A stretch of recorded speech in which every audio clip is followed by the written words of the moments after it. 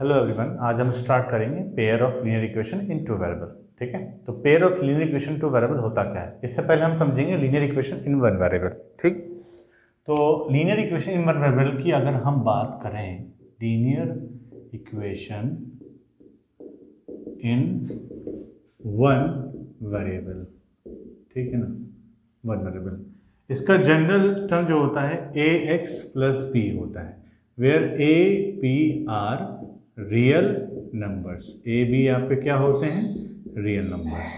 ठीक है, बी को हम कांस्टेंट टर्म भी बोलते हैं। फॉर एग्जांपल, इसी से रिलेटेड एग्जांपल देखिए, 3x प्लस 7, तो यहाँ पे एक वेरिएबल है तो इसलिए इसे कहते हैं लीनियर इक्वेशन इन वन वेरिएबल।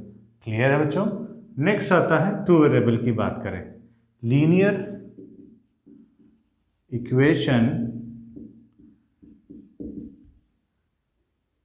इन टू वेरिएबल। अगर हम लीनियर इक्वेशन टू वेरिएबल की बात करें तो इसका जनरल टर्म जो होता है, इसका जो जनरल टर्म है बेटा, इसे हम बोलेंगे A X plus B Y plus C is equal to 0। Similarly A B C are real numbers. Clear है ना। सेकेंड टर्म सी जो हमारा होता है ये कांस्टेंट होता है। यहाँ तक क्लियर है बच्चों ना। अब इसी से रिलेटेड एक एग्जांपल देखते हैं। जैसे मैंने यहाँ एक एग्जांपल लिख दिया, 5x प्लस 7y प्लस 9, ये आपका एक linear equation in two variable कहलाएगा। यहाँ तक क्लियर है।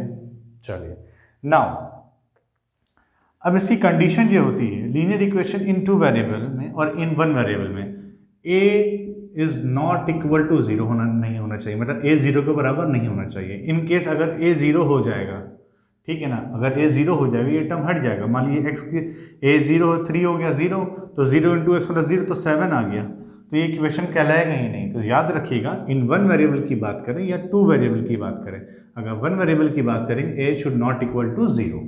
सिमिलरली अगर हम टू वेरिएबल की बात करें तो a is not equal to 0 and b is not equal to 0, मतलब ये दोनों होने चाहिए, ना a ना b, दोनों 0 के बराबर नहीं होगा।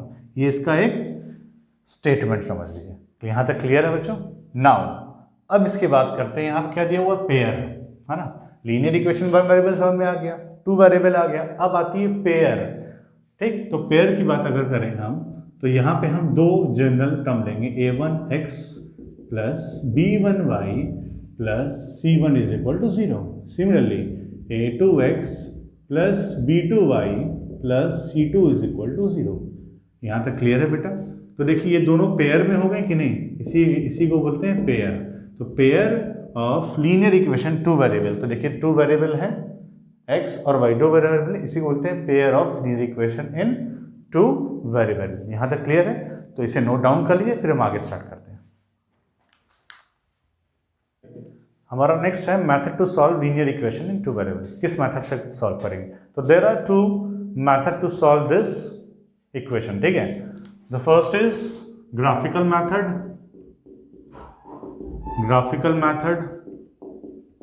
ठीक है, the second one is algebraic method. ठीक है, अलजेब्रिक मेथड, दो मेथड हैं, ग्राफिकल मेथड, अलजेब्रिक मेथड। ठीक है ना। Now we have to see graphical method. ठीक है ना, तो पहला हमारा क्या था, ग्राफिकल मेथड। अगर हम इसकी बात करें तो ग्राफिकल मेथड की अगर हम बात करें तो इसमें तीन वैरायटी होती है, मतलब 3 टाइप्स के होते हैं। There are 3 types. ठीक है ना, तो फर्स्ट की बात करते हैं। ठीक, अगर a1 upon a2 is not equal to b1 upon b2, ठीक है ना, यार अगर a1 upon a2 and b1 upon b2 के बराबर नहीं होगा। अब आप सोचें सर ये a1 और a2 b1 और b2 है क्या, तो मैंने आपको जनरल टर्म एक बताई थी स्टार्टिंग में, शायद आपको याद होगा, मैं इसे रेफर देता हूँ। तो हम बात करते हैं फिर ग्राफिकल मेथड की। ठीक, तो ग्राफिकल मेथड जैसे मैंने भी आपको बताया, a1 upon a2 and b1 upon b2 should not equal to, ठीक है, मतलब दोनों आपस में बराबर नहीं होना चाहिए। अब आप सोचें सर ये a1 और a2 b1 b2 है क्या, तो देखिए एक स्टार्टिंग में मैंने आपको बताया था general term a1x plus b1y plus c1 is equal to 0, a2x plus B2y plus C2 is equal to 0, ये बताया था स्टार्टिंग में, ठीक है ना। आप इसी से रिलेटेड एक एग्जाम्पल ले लेते हैं। मान लीजिए 3x plus 7y plus 9 is equal to 0, ठीक है। यहाँ पे 8x plus 9y plus 7 is equal to 0, ठीक है।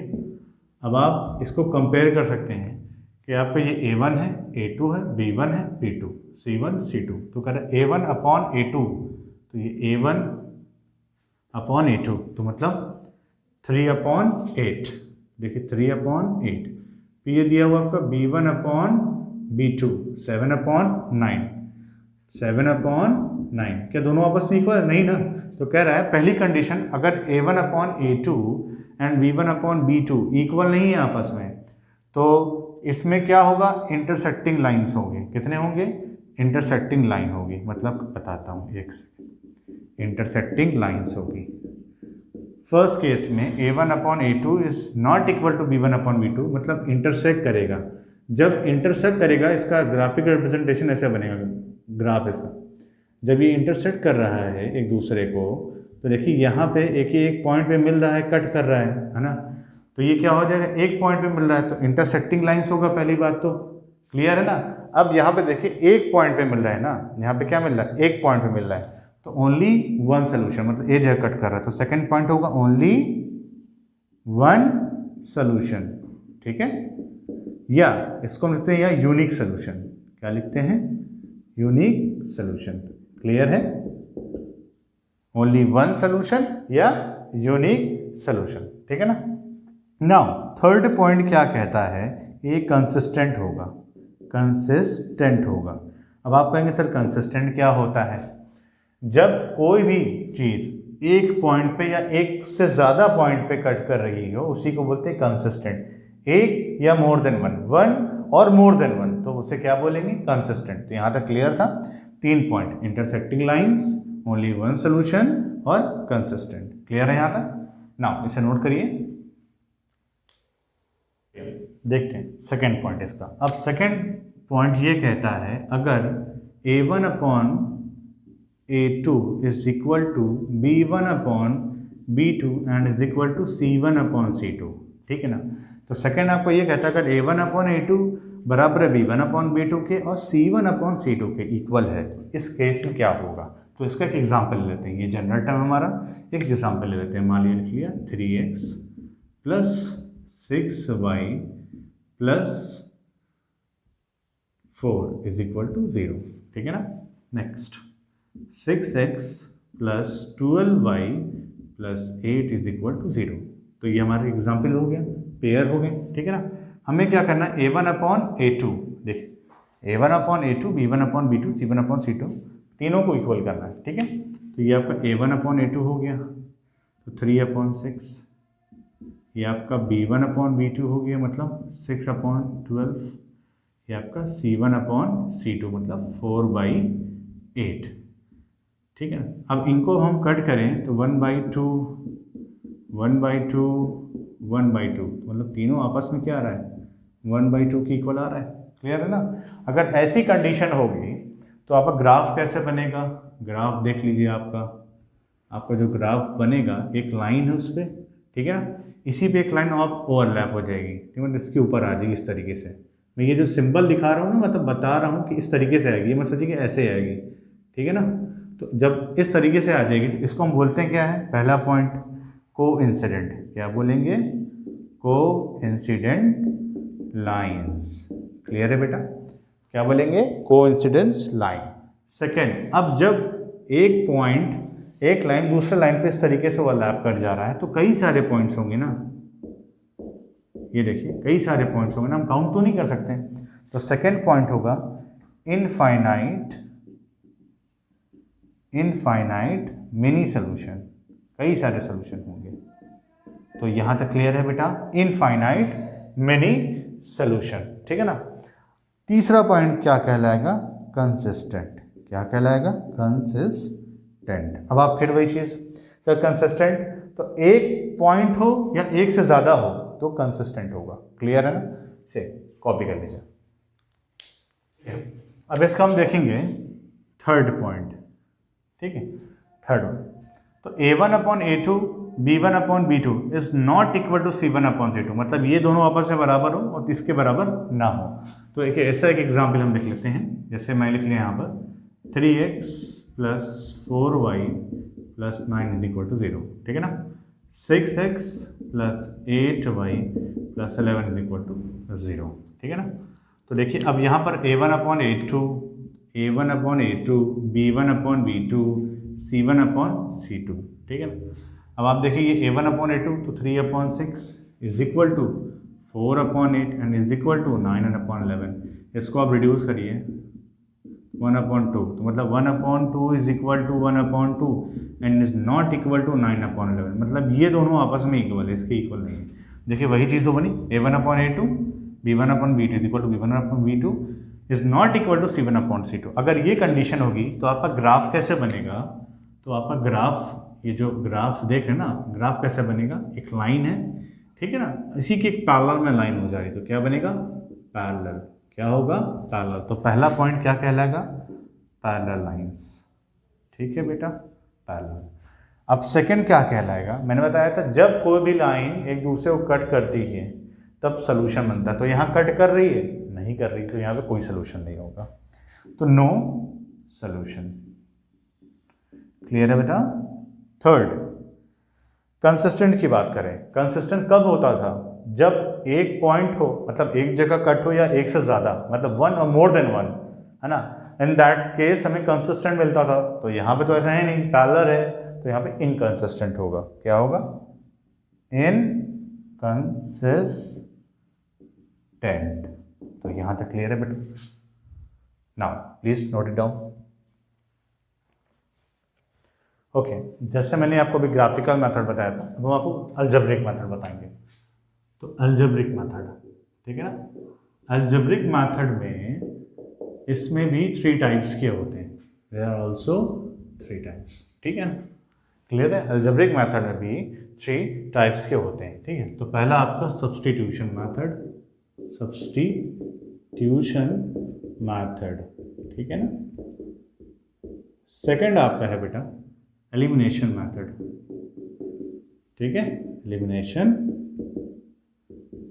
Method, and the third is multiplication method.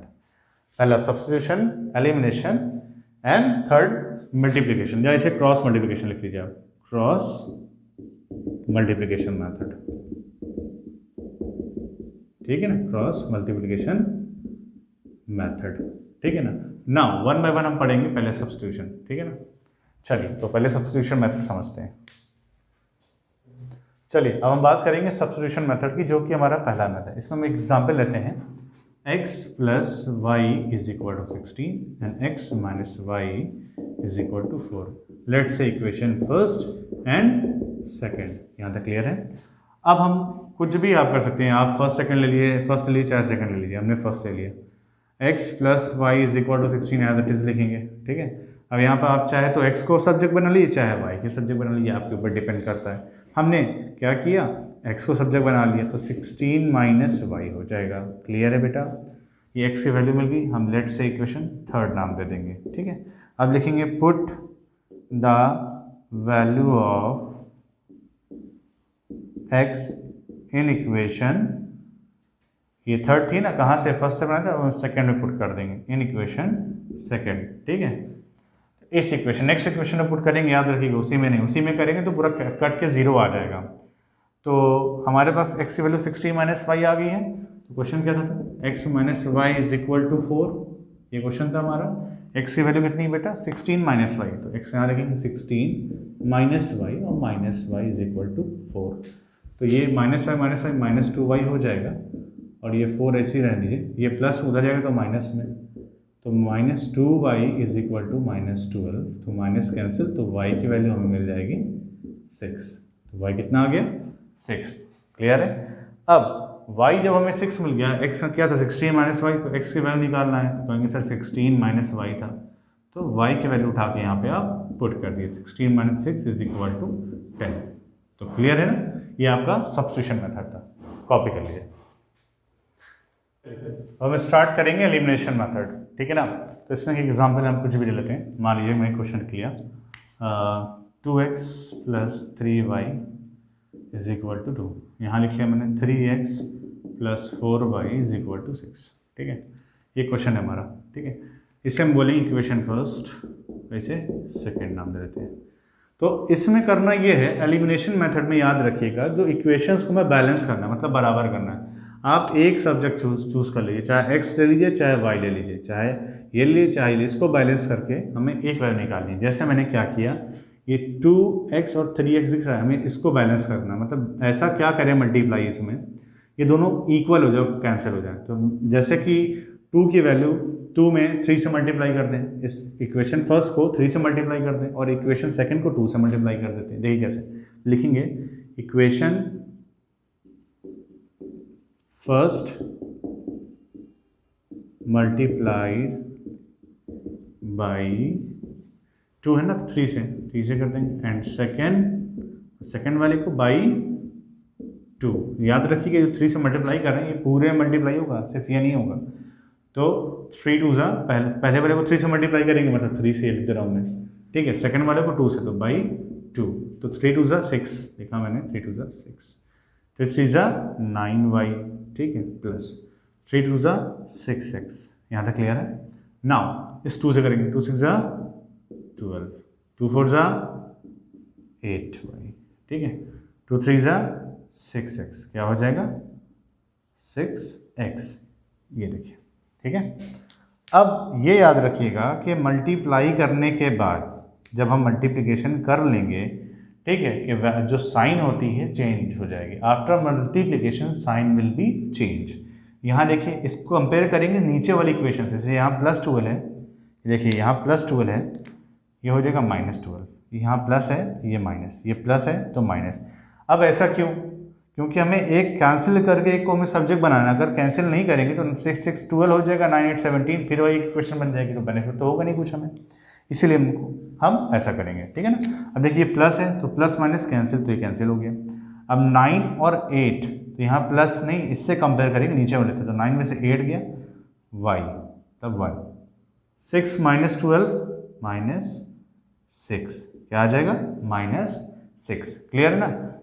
6 में से 12 जाएगा, मतलब 12 में से 6 जाएगा, 6 आएगा, साइन किसका लग गया, जो बड़ा है, तो 12 बड़ा है, तो यहाँ पे क्या हो जाएगा -6। ये आपकी y की वैल्यू हो गई। क्लियर है ना। अब इस y की वैल्यू को इन दोनों कोई भी एक इक्वेशन में पुट कर सकते हैं। हमने क्या किया, मान लीजिए सेकेंड पुट कर दिया, तो सेकेंड इक्वेशन हमारी क्या थी, 6x + 8y = 12। तो y की वैल्यू आई है ना, तो 6x + 8 × -6 = 12, ठीक है। तो 6x, 8 6 = 48, तो -48 = 12, तो 6x = 12 + 48 हो जाएगा। तो 6x = 8 to 10 4 1 5 और 6, तो x की वैल्यू आपकी आ जाएगी 10। ये आपका आंसर हो जाएगा। इजी था ना, नोट कर लीजिए इसे, ये आपका एलिमिनेशन मेथड था। ओके, नेक्स्ट लास्ट हमारा क्रॉस मल्टीप्लिकेशन, ठीक है। तो 2x + y - 5 = 0, 3x + 2y - 8 = 0। Cross multiplication में आप एक चीज़ याद रखिएगा कि जिस वैल्यू को हम सिलेक्ट करेंगे उसको छोड़ के बाकी सब से हम क्रॉस मल्टीप्लिकेशन करेंगे, ठीक है। अब देखिए कैसे, ये x का टर्म हम पहले लेते हैं, लिखा x, लाइन खींचा मैंने, ठीक है। अब x को मैंने इस तरीके से हाइड कर दिया, ठीक। तो अब x के अलावा हमारे पास y बचा, y कोफिशिएंट होगा 1, 2y - 5 - 8। तो अब इस ये जो -8 को इस y के कोफिशिएंट से मल्टीप्लाई करेंगे। याद रखिएगा, -8 को -y कोफिशिएंट से मल्टीप्लाई करेंगे, तो -8 × 1।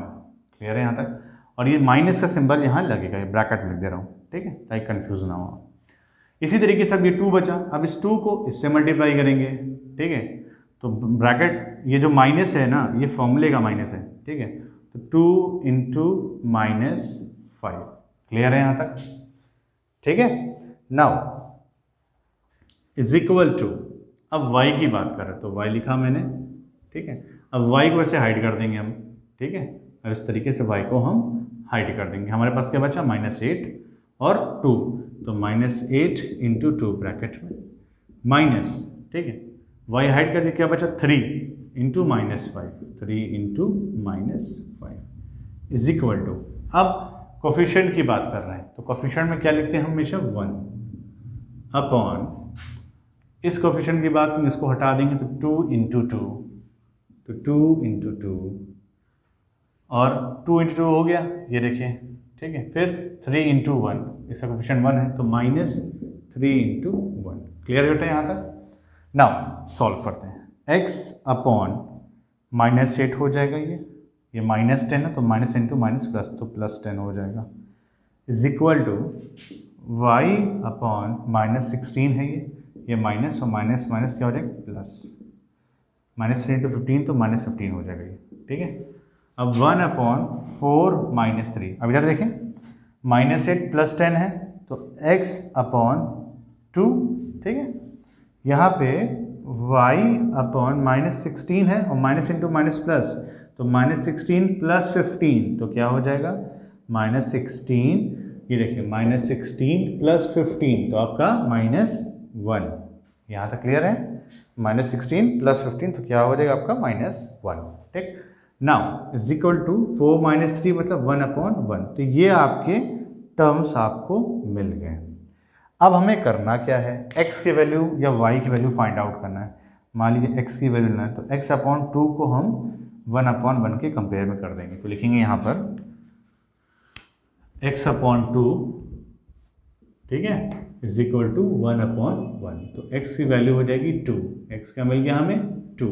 अब इन दोनों में से कोई एक इक्वेशन ले लेते हैं, मान लीजिए ये इक्वेशन लेते हैं, तो लिखा मैंने 2x + y - 5 is equal to 0, ठीक है, तो x की वैल्यू उठा के यहाँ पर कर देंगे, 2 into 2 + y - 5 is equal to 0, तो y की वैल्यू देखिए उधर जाएगा तो प्लस में हो जाएगा 5, ये 2 2 4 हो जाएगा, मतलब देखिए ऐसे कर देता हूँ और सॉल्व कर देता हूँ इसको मैं, देखिए कितना हो गया 4 हो गया, + y - 5 इज इक्वल टू 0, ठीक है।